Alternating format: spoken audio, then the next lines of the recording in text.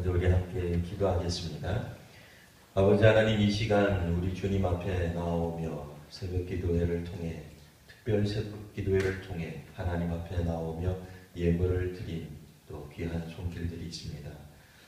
강성진 집사님, 김선월 사모, 이하자 권사님, 이정혜 장로님, 최명자 노영자 권사님, 주 앞에 드린 이 예물들을 또 주께서 받으시며 하나님이 귀히 쓰시는 귀한 믿음의 사람들, 믿음의 시간들이 되게 하여 주옵소서. 거룩하신 우리 구주 예수님 이름으로 기도드리옵나이다. 아멘. 오늘 본문 말씀을 보시면 특별히 이제 예수님을 잡아가는 이런 모습이 나옵니다. 그러니까 먼저 사람들이 안나스라고 하는 대제사장이었던 사람입니다. 이 안나스에게로 끌고 가니 13절, 안나스는 그의 대제사장인 가야바의 장인이었습니다 라고 나오고 있습니다. 실제로 지금 안나스는 대제사장, 그 해의 대제사장이 아닙니다.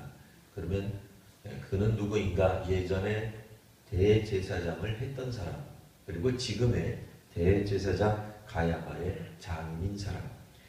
결국 우리들은 이 안나스라고 하는 사람이 당시 종교 권력의 핵심, 실제 권력자다, 이렇게 이제 볼 수 있음을 알고 있습니다. 자, 그렇다면 이분이 오늘 우리식으로 말하면 비선실세쯤 해당하는 인물이 될 겁니다. 여하튼 이 예수께서는 당시에 대제사장들과 그렇게 관계가 좋지 않았던 것으로 묘사가 됩니다. 그러니까 대제사장이었던 사람 혹은 지금 대제사장인 사람, 요한복음에서는 실제로 예수님이 진정한 의미의 대제사장 역할을 하신 분으로 나타나고 있죠. 그런데 세상에서 있는 대제사장들은 예수님을 인정하지 않고 있습니다. 자, 그러면서 이제 어느덧 이 이야기는 제사장 앞으로 끌려간, 대제사장 앞으로 끌려간 예수님에 주목하면서도 갑자기 베드로 이야기가 이렇게 끼어들고 있습니다. 예수님이 잡히시던 날의 상황에 보시면 다른 복음서에서는 이 가룟 유다의 역할이 매우 두드러지게 나타납니다. 이를테면은 제사장이라든지 이런 어떤 사람들을 만나서 어떠한 방식으로 예수님을 넘겨주겠다라든지 은을 얼마를 돈을 받았다든지, 그래서 실제로 예수 앞에 나타나게 되면 내가 저 사람이 예수라는 것을 어떻게 밝힐 것이라든지 이런 부분들이 매우 상세하게 나와 있는 반면에 요한복음에서는 어찌된 일인지 이와 같은 내용들이 굉장히 생략된 형태로 나옵니다. 그러니까 드러나지 않는다는 거예요. 그래서 우리가 앞부분의 성경을 읽을 때 이 요한복음에서 보면은 가룟 유다가 어떻게 나타나냐면 예수께서 제자들과 함께 동산에 가셨습니다. 그곳에는 가룟 유다도 알만한 그런 장소였습니다. 이러고 나와요.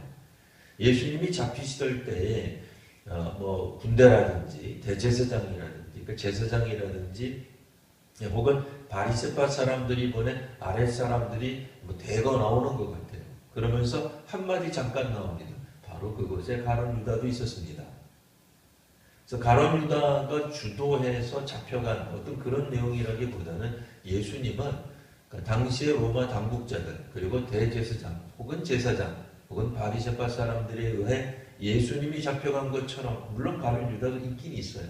없는 건 아닌데 다른 복음서에 비해서는 가룟 유다에 대해 이렇게 지적하는 게 아주 조금 나옵니다.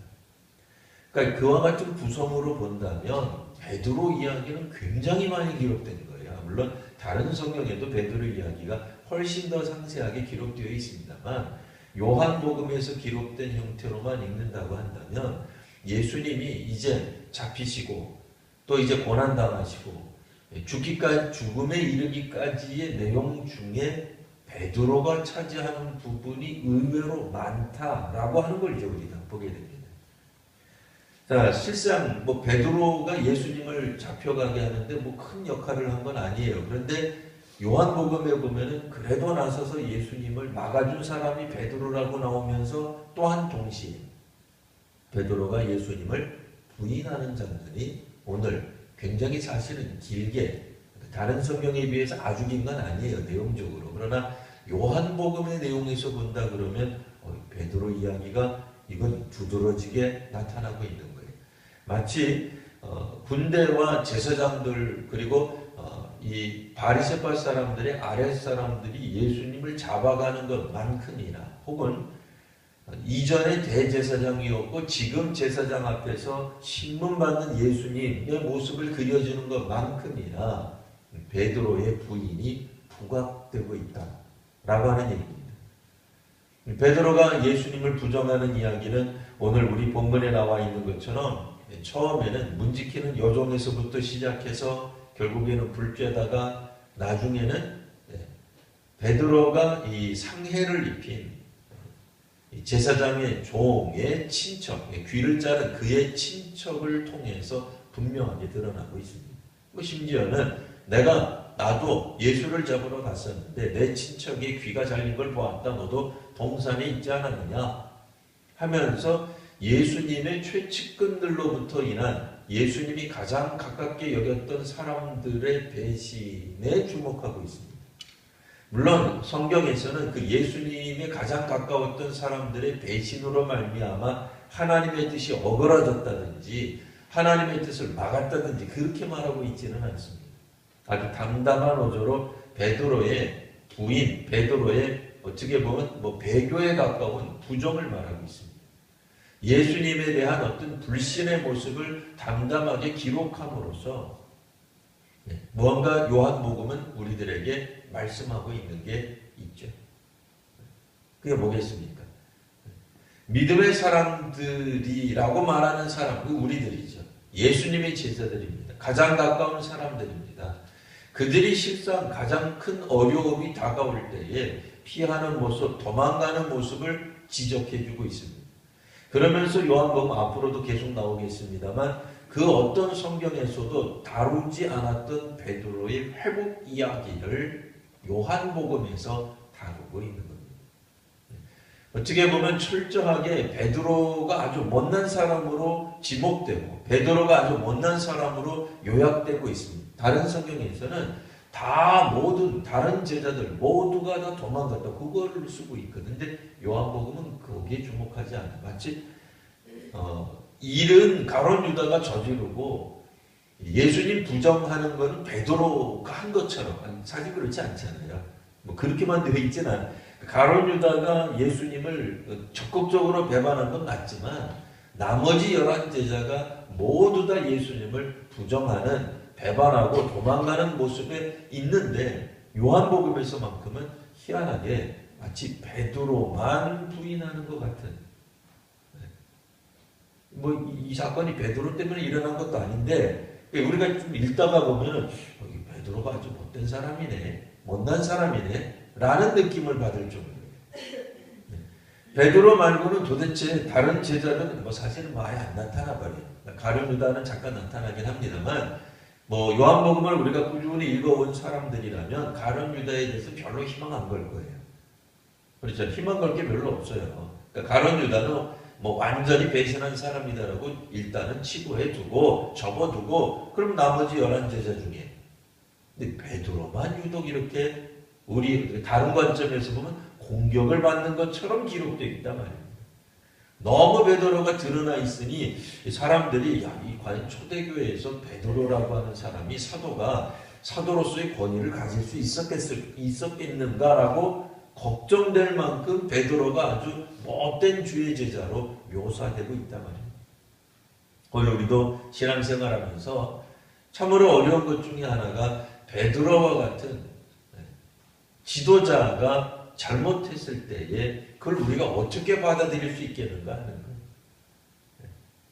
베드로 같은 이렇게 예수님의 사랑을 독차지한 것 같고 예수님과 정말 가깝게 지냈던 주의 제자가 솔선수범해서 나쁜 짓을 할 때, 예수님을 부정할 때에 과연 남아있는 초대교회 성도들은 이거 어떻게 받아들여야 될까요? 실상 베드로는 모든 제자를 대표하죠. 나머지 11제자를 대표할 뿐 아니라 초대교회를 대표한다고 볼 수 있습니다. 교황이라는 뜻이 아니라요. 실패하고 넘어지는 주의 제자로서의 대표자다 그 얘기입니다. 베드로뿐 아니라 나머지 모든 제자들, 우리들까지 포함해서 종종 우리들은 주의 어떤 이런 말씀들에 대해, 사명들에 대해 실패하는 모습들을 보여주고 있습니다.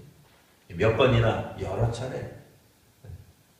비록 그가 예수님이 잡히시던 그곳, 기도하시던 그곳, 동산까지는 가 있는지는 몰라도 정작 자신이 위기에 빠지면 냅다 도망가는, 부정하는 그런 모습을 여실하게 보여주고 있다는 것이죠. 오늘 우리들이 신앙생활할 때 우리들의 모습을 잘 살펴보아야 됩니다. 우리들은 종종 다른 사람들을 비난하는데 조금 발이 좀 빨라요. 그러나 실제로는 우리 자신들도 여전히 부족한 모습을 가지고 있습니다. 베드로의 모습을 통해 우리는 제3자로서의, 다른 사람으로서의 베드로뿐 아니라 우리 자신으로서의 베드로, 우리가 만일 베드로라면 이라는 관점에서 오늘 성경을 또한 읽어볼 필요가 있겠습니다. 25절, 시몬 베드로가 서서 불을 쬐더니 사람들이 묻습니다. 너도 그 제자 중 하나가 아니냐? 베드로가 부인하여 이르되 나는 아니라. 대제사장 중 하나는 베드로에게 귀 잘린 사람의 친척이라. 이르되 내가 그 사람과 함께 동산에 있는 것을 내가 보지 아니하였느냐. 이에 베드로가 또 부인하니 곧 답이 울리라. 베드로가 회개했던 이런 내용들은 지금 성경에는 안 나타나요. 요한복음에서 그게 중요한 게 아니에요. 예수님을 3번 부인하는 주의 제자가 바로 다름 아닌 베드로였다. 여기에만 관심을 가지고 있어요. 베드로가 나중에 돌이켜보니 예수의 말씀이 떠올라서 울었다. 그렇게도 나와 있지 않아요. 어떻게 보면 아주 직격탄을 날리고 있는 거죠. 예수님 3번 부인한 제자가 누군지 아십니까? 베드로입니다. 이러고 그냥 확 넘어가 버리는 거예요. 별로 베드로에 대해서 다른 이야기 같은 것들이 없어요. 오직 하나, 주 앞에서, 믿음 안에서 실패했던 사람 베드로 이야기를 다루고 있습니다. 오늘 우리도 주 안에서 실패할 수 있습니다. 신앙적으로 연약한 모습을 여실히 드러낼 수 있습니다. 위기 가운데서 혹은 곤란하고 환난 가운데서 넘어지는 우리 자신이 있을 수 있습니다. 오늘 이제 예수님이 십자가를 지시고 신문을 당하실 때에 아무런 행동도 취하지 않는 베드로의 모습, 어쩌면 우리 한국교회 모습일 수도 있습니다. 우리 교회 혹은 우리 자신의 모습일 수도 있습니다. 우리가 어디에 처해 있든지 간에 지금 일어나고 있는 일들에 대해 이렇게 천천히 들여다보고 주께서 어떤 일을 하고 계시는지, 우리에게 무엇을 말씀하시는지 잘 살펴볼 수 있는 은혜가 필요합니다.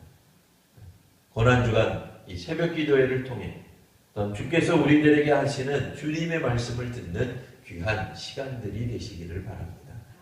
기도하겠습니다. 걸어가신 주님, 믿음의 사람들에게 오늘도 하나님이 또 예수님이 또 성령님이 우리들에게 하시는 말씀을 귀 기울이게 하시고 듣게 하여 주시니 참으로 감사합니다. 오늘 특별 새벽 기도회를 시작하며 오늘 이 시대에 참으로 예수님을 부정하는 사람들이 누구인지를 다시 한번 보게 하여 주시옵소서. 가론 유다가 아니라 대제사장이나 혹은 바리새인들이 보낸 사람들이 아니라 실상 예수님을 직접 부정하고 있는 사람들 가운데 한 사람이 바로 예수님의 제자였던 베드로였음을 다시 한번 주목하게 하여 주시옵소서. 아버지 하나님, 아무리 어렵고 힘들고 위기가 다가온다 할지라도 저희들은 끝까지 주님 안에 또한 주님을 인정하고 싶지만 실상은 그렇게 되지 못하는 저희들의 연약한 모습을 보게 됩니다. 아버지 하나님, 오늘 저희로 하여금 연약한 가운데 있는, 약한 가운데 있는 한국교회와 우리 자신들을 보게 하여 주시옵소서. 우리의 힘만으로는 어떠한 것도 해낼 수 없습니다. 아버지 하나님, 우리가 아무리 예수님에 대해서 많이 배웠고 많이 아는 것 같아도 실상 우리들은 쉽게 너무나도 넘어지고 마는 연약한 존재임을 다시 한번 보게 됩니다. 주님, 베드로뿐 아니라 베드로와 같은 위대한 신앙인도 넘어지는 이와 같은 모습 속에서 다시 한번 하나님의 은혜와 하나님의 인도하심을 간구하는 오늘 저희들이 되게 하여 주옵소서. 주께서 오늘 저희들에게 크신 은혜를 더하여 줄 줄 믿사오며 거룩하신 우리 구주 예수님 이름으로 기도드리옵나이다. 아멘. 하늘의